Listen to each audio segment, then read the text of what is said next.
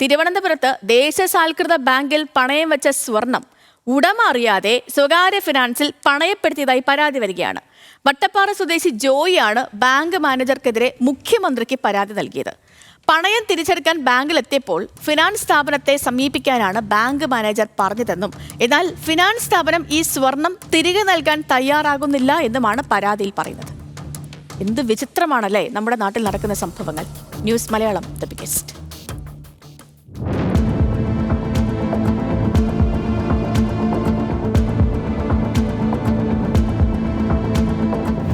നിരന്തരം ഞങ്ങളെ ഭീഷണിപ്പെടുത്തി അതിൽ ഞങ്ങളുടെ സഹോദരിയുടെയും എൻ്റെ ഭാര്യയുടെ അനിയത്തിയുടെ ഗോൾഡെല്ലാം അതിലിരിക്കുക. നിരന്തരം ഞങ്ങൾക്ക് അത് തന്നെ ഭയങ്കര വേദനയായിരിക്കണം. ആത്മഹത്യയുടെ വക്കിലാണ് ഞാൻ ഇപ്പോൾ നിൽക്കുന്നത്. അത്ര ഏറെ ബുദ്ധിമുട്ടുണ്ട്.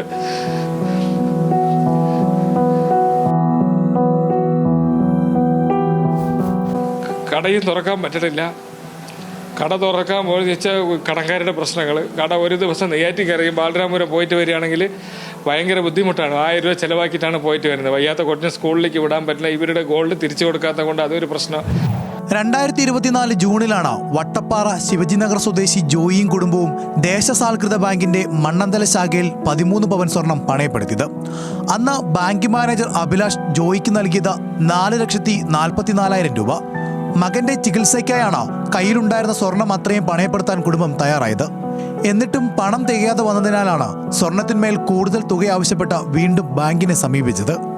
എന്നാൽ ബാലരാമപുരത്തെ സ്വകാര്യ ഫിനാൻസ് സ്ഥാപനത്തെ സമീപിക്കാനാണ് ബാങ്ക് മാനേജർ നിർദ്ദേശിച്ചത്. ഇതനുസരിച്ച് ഈ ഫിനാൻസിൽ നിന്നും 47,000 രൂപയും ജോയി കൈപ്പറ്റി. പക്ഷേ പണയം തിരിച്ചെടുക്കാൻ ചെന്നപ്പോൾ ബാങ്ക് മാനേജരും ഫിനാൻസ് സ്ഥാപനവും സ്വർണം തിരികെ നൽകാൻ തയ്യാറാകുന്നില്ലെന്നാണ് ജോയിയുടെ പരാതി. അഭിലാഷ് സാർ, എനിക്ക് ഇതേപോലെ എൻ്റെ സുഹൃത്ത് ബാലരാമപുരത്ത് സൂര്യ ഫൈനാൻസിലുള്ള സുഹൃത്തുണ്ട്, അനിയാണ് പേര്. അപ്പോൾ അവിടെ ചോദിച്ചിട്ട് നിങ്ങൾക്ക് അവിടെ ഗോൾഡ് മാറ്റി വയ്ക്കുക. അവർ ഇതേപോലെ ഞങ്ങൾക്ക് ഗോൾഡ് മാറ്റി വയ്ക്കുന്നുണ്ട്. പക്ഷെ നിങ്ങൾ ചെയ്യേണ്ട കാര്യം അവരുടെ ഒരു ബാങ്കിലുള്ള ഒരു ജീവനക്കാരൻ്റെ പേരിൽ നിങ്ങൾ ഗോൾഡ് എടുത്ത് മാറ്റി വയ്ക്കണം. 100 ഗ്രാം ഗോൾഡ് അവരുടെ പേരിൽ 2028 വരെ ഇവിടെ ഉണ്ട്. അപ്പോൾ ഞാൻ പറഞ്ഞാൽ അവരുടെ പേരിൽ മാറ്റി വയ്ക്കുകയാണെങ്കിൽ എൻ്റെ പേരിൽ നിങ്ങൾ തന്നൂടെ.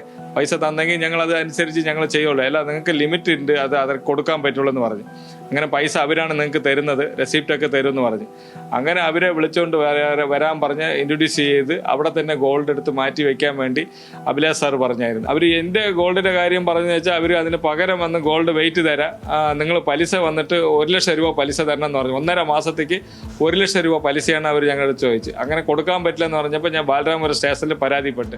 അടുത്ത ബന്ധുക്കളുടെ ഉൾപ്പെടെ സ്വർണം പണയം വെച്ച കൂട്ടത്തിലുണ്ട്. ഇത് തിരികെ നൽകാൻ കഴിയാത്ത പ്രതിസന്ധിയിലാണ് കുടുംബം. ഞങ്ങൾ ഇവിടെ പണയം വെച്ചിരുന്നതാണ് യഥാർത്ഥത്തിൽ അവിടെ. അപ്പോൾ അവിടെ നിന്ന് കുറച്ച് പൈസയ്ക്ക് വേണ്ടിയാണ് ഞങ്ങൾ ഈ ബാലരാമപുരത്തോട്ട് ഞങ്ങളിത് മാറ്റി വെച്ചതും. പിന്നെ അവർ ഞങ്ങൾക്കത് തിരിച്ചു തരാതെ ഞങ്ങളെ 3 മാസം കബളിപ്പിച്ചുകൊണ്ടിരിക്കുകയാണ്. ഇത് തിരിച്ചു തരാതെ ഞങ്ങൾക്കതൊന്ന് കിട്ടിയാലേ ഞങ്ങൾക്ക് ഓരോ കാര്യം ഞങ്ങൾ അവർ പറഞ്ഞതായിട്ടുള്ള തുകയും പലിശയും കൊടുക്കാമെന്ന് പറഞ്ഞിട്ടും അതിൽ നിന്ന് ഒന്നും അവർ തരുന്നില്ല. ഞങ്ങൾ 3 മാസത്തിനുള്ള ഇൻട്രസ്റ്റ് അവർക്ക് കൊടുക്കാം. പക്ഷേ അവർ ഞങ്ങൾക്ക് അതിലുള്ള എല്ലാ ഞങ്ങൾ എൻഗേജ്മെൻറ്റിനിട്ട മോതിരങ്ങൾ അതുപോലെ പലതായിട്ടുള്ള സാധനങ്ങളെല്ലാം അതിൽ പോയെങ്കിലും അതിനുള്ള തൂക്കത്തിനുള്ളതെങ്കിലും തന്നാൽ മതിയെന്ന് ഞങ്ങളവിടെ പോലീസ് സ്റ്റേഷനിൽ പറഞ്ഞായിരുന്നു. സംഭവത്തിൽ ബാലരാമപുരം പോലീസിനും മുഖ്യമന്ത്രിക്കും ജോയി പരാതി നൽകി. കേസിൽ പോലീസ് എഫ്ഐആർ എടുത്തിട്ടുണ്ട്. എന്നാൽ സ്വർണം എന്ന് തിരികെ ലഭിക്കുമെന്ന കാര്യത്തിൽ ഇതുവരെ നടപടിയായിട്ടില്ല. ന്യൂസ് മലയാളം, തിരുവനന്തപുരം. നമുക്കൊരു ഞെട്ടലോടുകൂടി അല്ലാതെ ഇതൊന്നും കേൾക്കാൻ പറ്റില്ലല്ലേ. നമ്മുടെ നാട്ടിൽ ഇങ്ങനെയൊക്കെ ഒരു സംഭവങ്ങളൊക്കെ നടക്കുന്നുണ്ട്. നമ്മൾ ആരെ വിശ്വസിക്കും, എന്ത് വിശ്വസിക്കും, നമ്മൾ ഈ സാധാരണക്കാരായ മനുഷ്യരെ സ്വർണം വാങ്ങി വെക്കുന്ന പോലും നമുക്ക് എന്തെങ്കിലും ഒരു കെട്ടകാലം വരുമ്പോൾ കൊണ്ടുപോയി ആരുടെയും ഒരു സഹായമില്ലാതെ നമ്മുടെ കയ്യിലുള്ളൊരു സാധനം കൊണ്ടുവച്ച് കുറച്ച് കാശെടുക്കാമല്ലോ, ഇങ്ങനെയൊക്കെ ആയിരിക്കും സാധാരണക്കാരെല്ലാവരും വിചാരിക്കുക. പക്ഷേ അതുപോലും നമുക്ക് ഒരാളെയും വിശ്വസിക്കാൻ പറ്റുന്നില്ലാത്തൊരവസ്ഥ. ചന്തു ഉണ്ട് ഇതുമായി ബന്ധപ്പെട്ടുള്ള കൂടുതൽ വിവരങ്ങളുമായിട്ട്. Chandu, good morning. കേൾക്കുമ്പോൾ സത്യം പറയാൻ ഞെട്ടൽ തോന്നുന്നുണ്ട്. ഈ സംഭവം, അതായത് ഇദ്ദേഹത്തിന് ആദ്യം ഒരു ദേശസാൽകൃത ബാങ്കിൽ കൊണ്ടുപോയി ഈ ആഭരണങ്ങൾ പണയം വയ്ക്കുന്നു. പിന്നീട് ഇത് എടുക്കാൻ ചെല്ലുമ്പോഴാണ് മറ്റൊരു ഫിനാൻസ് സ്ഥാപനത്തിൽ ഇത് എത്തിയിരിക്കുന്നു എന്ന വിവരം വീട്ടുകാർ അറിയുന്നത്, അല്ലേ? അപ്പോൾ ഇവരെ അറിയിക്കാതെ ഈ ബാങ്ക് അധികൃതർ ഈ സ്വർണം മാറ്റിയെന്നാണോ ഇതിൽ നിന്ന് നമ്മൾ മനസ്സിലാക്കേണ്ടത്? എന്താണ് ഈ വിഷയത്തിൽ ബാങ്ക് അധികൃതർ പറയുന്നത്? കുടുംബത്തിൻ്റെ ആശങ്ക, അവരുടെ പ്രശ്നങ്ങൾ എന്തൊക്കെയാണ്?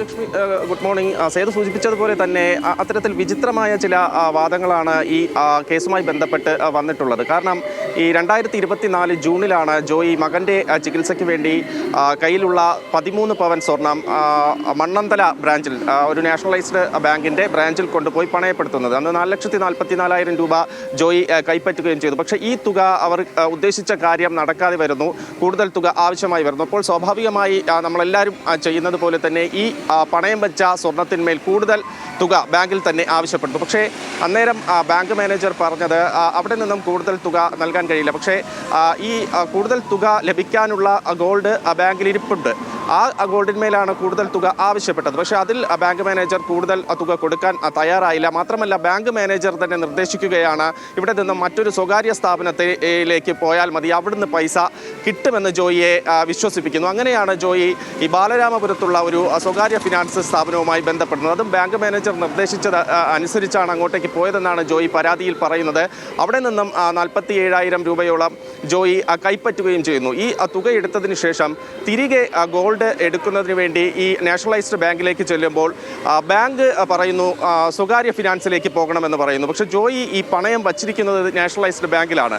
സ്വകാര്യ സ്ഥാപനത്തിൽ പോകുമ്പോൾ അവർ കൈമലർത്തുന്നു. അവർ പല കാരണങ്ങൾ പറഞ്ഞ് ജോയിക്ക് ഈ സ്വർണം മടക്കി നൽകുന്നില്ല. തിരിച്ച് ബാങ്കിലേക്ക് എത്തുമ്പോൾ ബാങ്കും കൈമലർത്തുന്നു. ഇപ്പോൾ ഈ സ്വർണം ആരുടെ പക്കലാണ്, സ്വർണം അവിടെ ഉണ്ടോ എന്ന കാര്യത്തിൽ തന്നെ ജോയിക്ക് സംശയമുണ്ട്. തുടർന്നാണ് ബാലരാമപുരം പോലീസിൽ നിരന്തരം ഇത്തരം നാഷണലൈസ്ഡ് ബാങ്കിലും സ്വകാര്യ സ്ഥാപനത്തിലുമായി കയറി ഇറങ്ങി മടുത്തതിന് ശേഷം ബാലരാമപുരം പോലീസിൽ ഇത്തരത്തിലൊരു പരാതി നൽകുന്നത്. പരാതിയിൽ ആദ്യഘട്ടത്തിലൊക്കെ പോലീസിന്റെ ഭാഗത്തു നിന്ന് മൃദു സമീപനമാണ് ഉണ്ടായതെന്നാണ് ജോയി പറയുന്നത്. അതിനുശേഷമാണ് മുഖ്യമന്ത്രിക്ക് ജോയി ഒരു പരാതി നൽകുന്നത്. മുഖ്യമന്ത്രിക്ക് പരാതി നൽകിയതിന് ശേഷമാണ് ഒരു കേസെടുത്ത് FIR ഇടുന്നതിന് തന്നെ പോലീസ് തയ്യാറായതെന്നും ജോയി വ്യക്തമാക്കുന്നുണ്ട്. എന്തായാലും RBIയുടെ ചട്ടങ്ങൾ അനുസരിച്ചാണ് ഒരു നാഷണലൈസ്ഡ് ബാങ്ക് കൃത്യമായി പ്രവർത്തിക്കേണ്ടത്. ആ നാഷണലൈസ്ഡ് ബാങ്കിൽ പണയം വെച്ച ഒരു സ്ഥാപനം എങ്ങനെ ഒരു സ്വകാര്യ സ്ഥാപനത്തിൽ നിന്നും പണം കൈപ്പറ്റാൻ കഴിയും? സത്യം പറഞ്ഞാൽ കേൾക്കുമ്പോൾ നമുക്ക് ഞെട്ടലും ആശങ്കയും ഒപ്പം വിചിത്രവുമാണ്. സാധാരണ ഈ നമ്മൾ ഓരോരുത്തരും എനിക്ക് സത്യം പറഞ്ഞാൽ ഇപ്പോഴും ബാങ്കിൽ പോകാൻ എനിക്ക് ഒരു ചെറിയൊരു പേടി എന്ന് പറഞ്ഞാൽ അതിനുള്ള കാരണം അവിടുത്തെ ഈ മറ്റേ